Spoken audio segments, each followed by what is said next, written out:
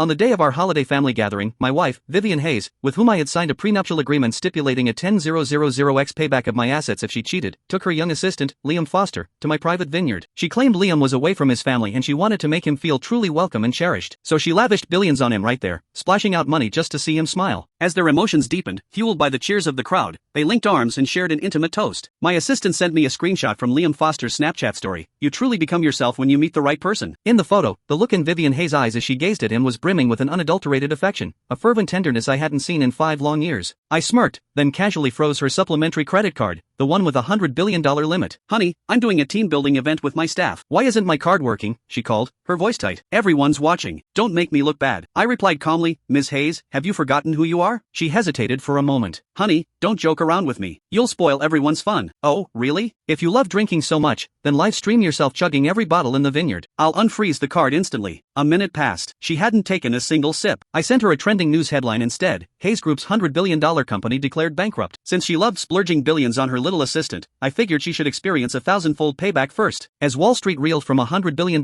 company collapsing in an instant, Vivian Hayes FaceTimed me. Honey, stop messing with me. There are tens of thousands of bottles here. How can I possibly drink them all? It'll kill me. She looked pleading, yet utterly helpless. I chuckled. I'll ask just one question. Drink? Or not drink? You only have 1 minute. By the way, after all, people always have to pay for their actions? I hadn't even finished speaking when she hung up. Soon, her colleagues who were there sent me a video. In it, Vivian Hayes picked up bottle after bottle of red wine from the table, chugging them down like tap water. In another corner of the video, the white t-shirt boy was frantically yelling "Don't drink," looking ready to fight the person who forced Vivian to drink. With a cold scoff, I grabbed my bag and headed to the vineyard. On the way, my colleagues kept sending me messages. Mr. Thorne, Miss Hayes has already had 13 bottles. Is she really okay? Her little assistant is over there, crying pathetically. It's so annoying. Who does he think he is? I just want to slap him. Mr. Thorne, Liam Foster's resignation letter is ready. When should we notify him? Some women get a little power and really start to believe they're untouchable. Can't wait to see her downfall. I let out a soft laugh. It wasn't that I absolutely had to confront her face to face. After all, I rake in millions every minute. She's not worth even a second of my time. But people have to pay for their mistakes. And this whole spectacle wouldn't be complete without me, would it? I pushed open the door and walked toward Vivian Hayes, who was sprawled on the couch, clearly drunk. My colleagues, seeing me, nervously tried to pull her up. She irritably shook them off. What do you want? I watched as she lifted her head, her eyes flashing with resentment for a split second before it morphed into a desperate plea. Honey, is that enough? I've had 20 bottles. Seeing Vivian's pathetic act, I squatted down, gripping her chin. With my thumb and forefinger, I forced her lips into a smile. What's wrong, darling? Not having fun drinking? Smile for me, or someone might think I, Alexander Thorne, am mistreating you. Vivian turned her head away in humiliation. I roughly twisted her chin back. What? Already feeling sorry for yourself? Weren't you having such a blast with that intimate toast earlier? Vivian opened her mouth, as if to explain, but ultimately said nothing.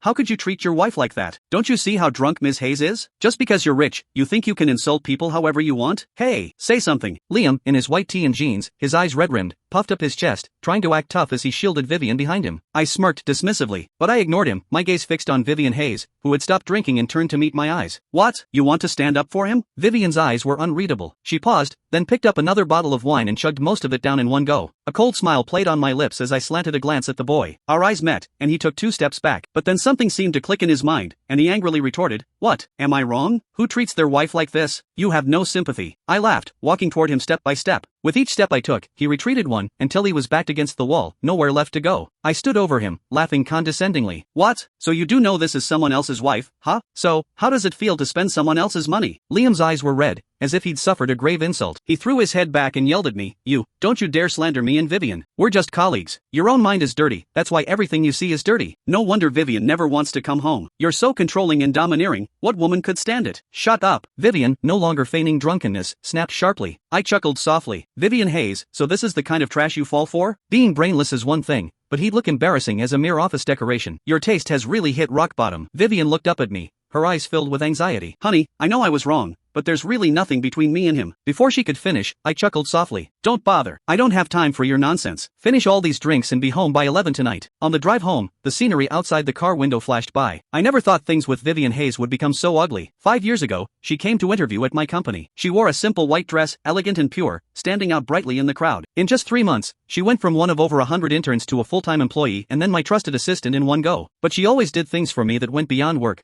Gestures that were thoughtful yet never crossed a line. She'd always have an extra umbrella for me during the rainy season, remembered every tiny preference I had, and would even mischievously give me candy on Children's Day. Then, when I turned 25, my family started pressuring me. I was about to enter a marriage alliance with another prominent family. She blushed, stammering, "Mr. Thorne, I know I'm not good enough for you, but I'm afraid if I don't say some things now, I'll never have the chance." "Mr. Thorne, can you wait for me? Wait until I can stand beside you as your equal someday." Honestly, I was indifferent. High society alliances, after all, are nothing more than mutually beneficial arrangements. But the young woman's blushing confession did genuinely move me. However, as the CEO of a trillion-dollar empire, a little bit of emotional stirring didn't stop me from making her sign a prenuptial agreement. If she ever went back on her word, if she ever cheated on me, then every penny I spent on her would have to be repaid tenfold. For the next 3 years, I propelled her from behind the scenes to the forefront. I gave her a net worth of hundreds of billions, and her brother became a massively popular movie star. The Hayes family enjoyed unprecedented glory, their influence unmatched. Everyone greeted her with respect, calling her Ms. Hayes. But some things, when acquired too easily, don't seem to be a good thing. It was 10:50 p.m. when Vivian Hayes sent another message. "Honey, I'm closing a deal. I'll be home late." I scoffed, indifferently going back to my work. "Martha, did you just make hangover soup? Pour it out." That night, a colleague sent me a screenshot of Liam's Snapchat story. At 4 a.m., I saw the crabapple blossoms were still awake. The accompanying picture was a selfie of Liam, in dim light, with Vivian's wedding ring reflected in a swirling glass of red wine. Immediately after, a friend sent me a video. Vivian, with Liam and a large group of her friends, clinking glasses and having a wild time at a private club. "Isn't that your Vivian? She's really soaring these days." "Mr. Thorne, are you losing your touch with your wife?" I couldn't help but laugh dryly. These two, either their combined IQ couldn't hit triple digits, or they were openly rubbing my face in the dirt. They clearly knew that club was owned by my friend. They clearly knew I'd warned her to be home by 11. "Vivian Hayes, I gave you a chance. You just didn't cherish it." I sneered, opened my Snapchat chat with Vivian, and casually unpinned her from the top of my contacts. "Miss Hayes, you're getting quite bold now." 2 minutes passed. No reply. I asked my assistant, did she check her phone? She glanced at it, then put it face down on the table. I let out a sharp laugh. When did Vivian Hayes learn to play hide and seek with me? Evading problems won't solve them, Miss Hayes. Don't you understand that? Casually, I had my assistant send her brother's script termination notice, along with the Hayes Group acquisition agreement. "Alexander Thorne, you've gone too far." She FaceTimed me directly, her face flushed, brows furrowed. I slowly sipped my red wine.